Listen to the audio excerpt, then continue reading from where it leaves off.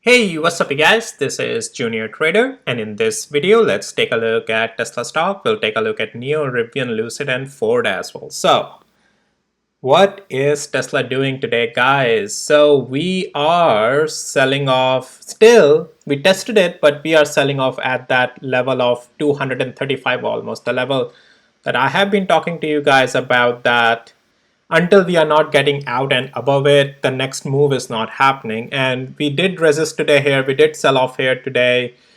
What shall we make out of it? And if you are new here to this video, let me just give you a quick recap on why this level was so important. Is because this is where we had the earnings break of chart last time. And this is where we had, now I'm going to turn on a few things on my tools. This is where we had high short volume previously, right? And then the retest 38 short volume percent and a huge sell-off followed through. So this level is reacting, right, quite a lot in the benefit of sellers. Short volume data, short volume high interest over there, chart breaking to the downside. And also, if I take it to the weekly interval, that's where that 200 weeks moving average is sitting as well, almost right over there. So you get my point. There's just so much confluence still giving us that resistance in that particular zone. And that's why I'm saying that above this and out above it is when the next big move is. Do we though have a bearish structure? Not yet, all right? So we are still holding on to the overall we are still in the uptrend, all right? Higher highs, higher lows. So overall still fine. But yes, intraday right now there is a little bit weakness. Now there were two things today. Well, let's go to the 5 minutes first before going to the hourly interval. There were two things first today, right? One of the levels I talked to you guys was above 228. If today we can get above it, it can turn to the upside bullish. So there was again both plays today on intraday. So if I turn on my structural tool, easy day and swing trading tool, you can see we were above the cloud, very nicely being maintained above the cloud when the until market open bullish structure remained for good amount of time.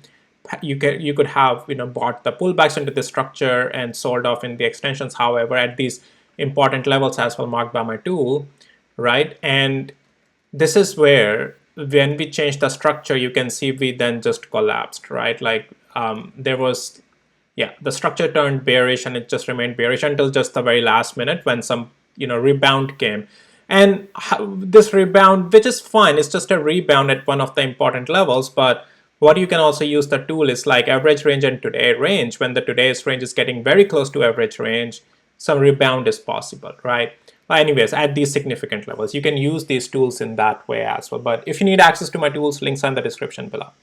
Now we do have the still now rejecting again that 228. Yes, intraday we did go up, but we are now rejecting again.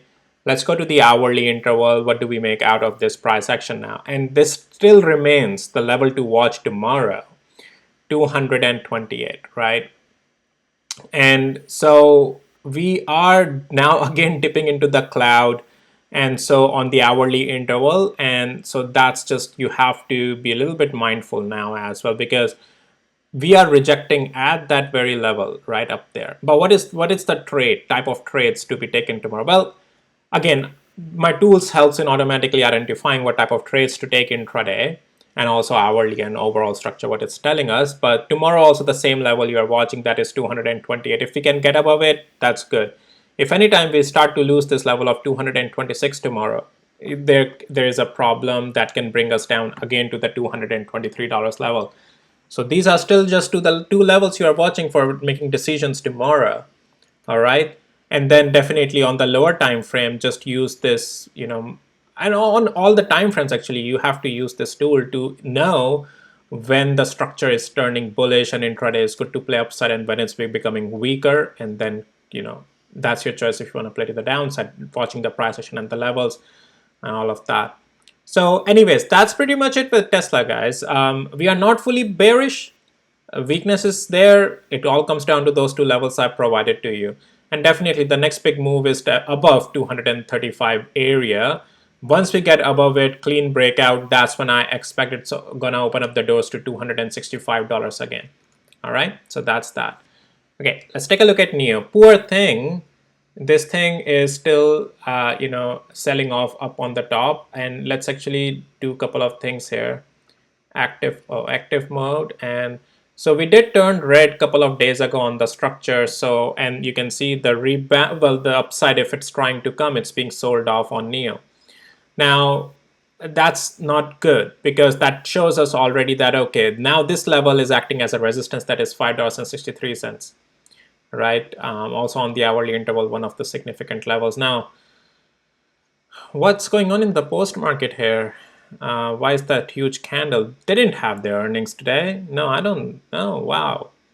I don't know. That could be maybe a glitch on trading. Well, that's quite a spike in a post market sell off. But yeah, well, now, we have to get above and close above $5.63 for any much more upside. Otherwise, it's NIO, and right now, this thing can just go sideways or choppy or just down. But if you are looking for the upside next move, which most of you on NIO are looking for the bullish plays, if you're not getting above now $5.63, there is not any other next play coming. You have to be seeing NIO first above $5.63.